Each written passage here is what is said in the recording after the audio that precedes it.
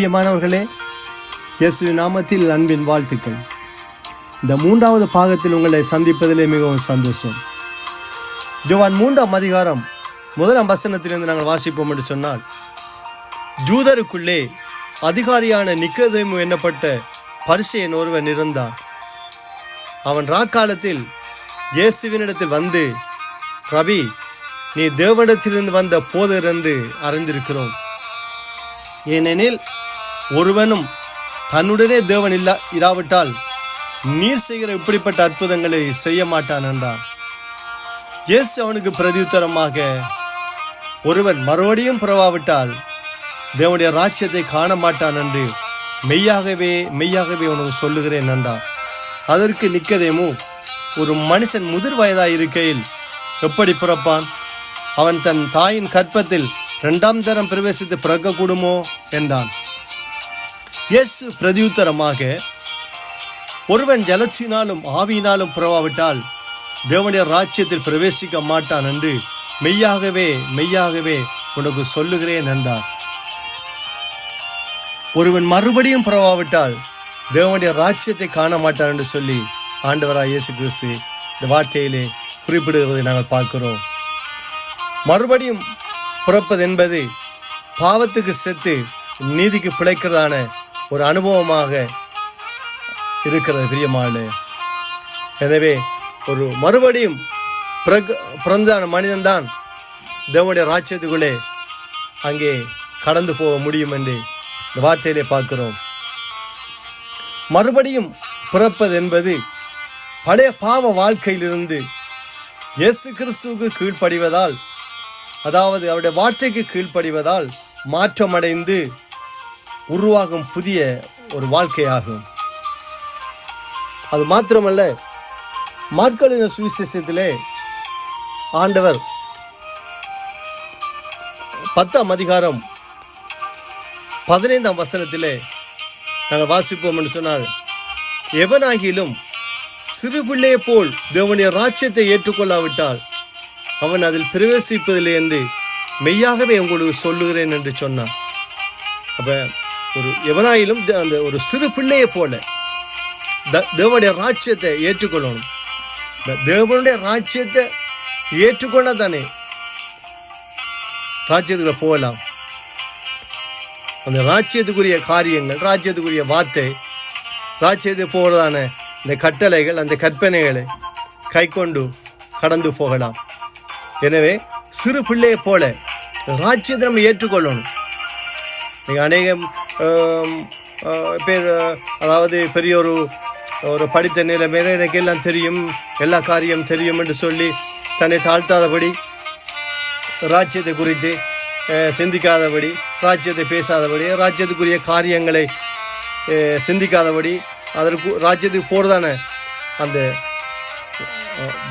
வழியை அவர்கள் கண்டு அது கூடாக போவதற்கு முயற்சி பண்ண வேண்டுமே.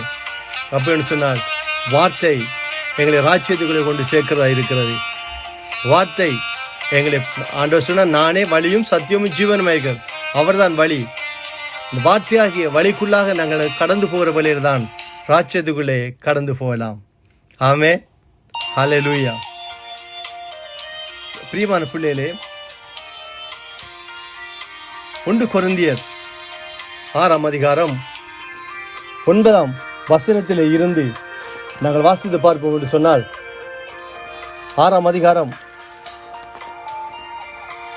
1ஆம் வசனத்திலிருந்து, அநியாயக்காரர் தேவனுடைய ராஜ்யத்தை சுதந்திரிப்பதில்லை என்று அறியீர்களா? வஞ்சிக்கப்படாதிருங்கள்.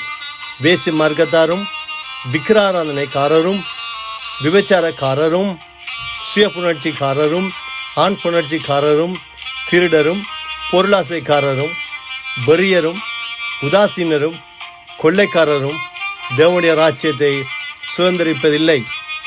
உங்களை சிலர் இப்படிப்பட்டவர்களாய் இருந்தீர்கள்.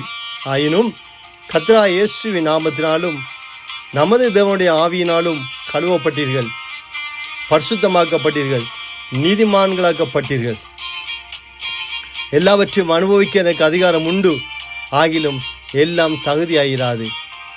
பிரியமான பிள்ளைகளே, ராஜ்யத்துக்கு போக வேண்டும் என்று சொன்னால் ராஜ்யத்துக்குள்ளே பிரவேசிக்க வேண்டும் என்று சொன்னால் நாங்கள் எல்லாம் எங்களுக்கு தகுதியாகிறார். எங்களுக்கு தகுதியானது ஒன்று உண்டு. அது என்னென்னு சொன்னால் வார்த்தையின்படி நாங்கள் கடந்து செல்வதே எங்களுக்கு தகுதியான காரியமாக இருக்கிறது.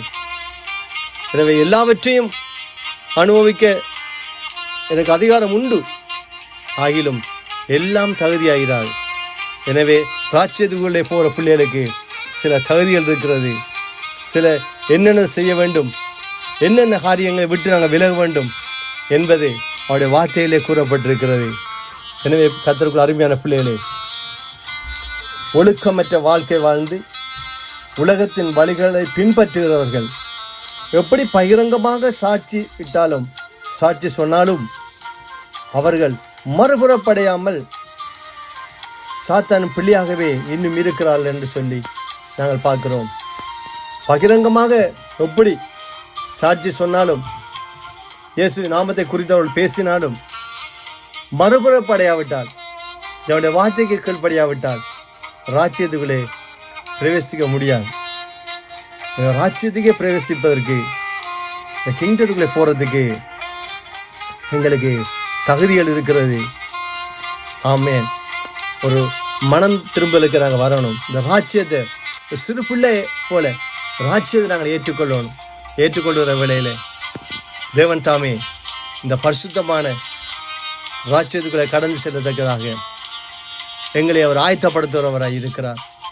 எனவே நாங்கள் வசனத்தாலே, நாங்கள் வசனமாகி அந்த தண்ணீரினாலே கழுவப்பட வேண்டியவர்களாக இருக்கிறோம். எங்களை அதுக்குள்ளே அந்த வசனத்திலே எங்களை நிறுத்தி நாங்கள் பார்த்து எப்படி இருக்கிறோம் என்று சொல்லி இப்படியான காரியங்களை விட்டு அந்த வசனத்தினாலே நாங்கள் கழுவப்பட நாங்கள் விட்டு கொடுத்து வசனத்தை கீழ்ப்படிந்து நாங்கள் கடந்து போகிற வேளையில் அந்த மகிமையான தேவ ராஜ்யத்துக்குள்ளே கடந்து செல்ல தேவன் எங்களுக்கு அனுக்கிரகம் செய்வார்.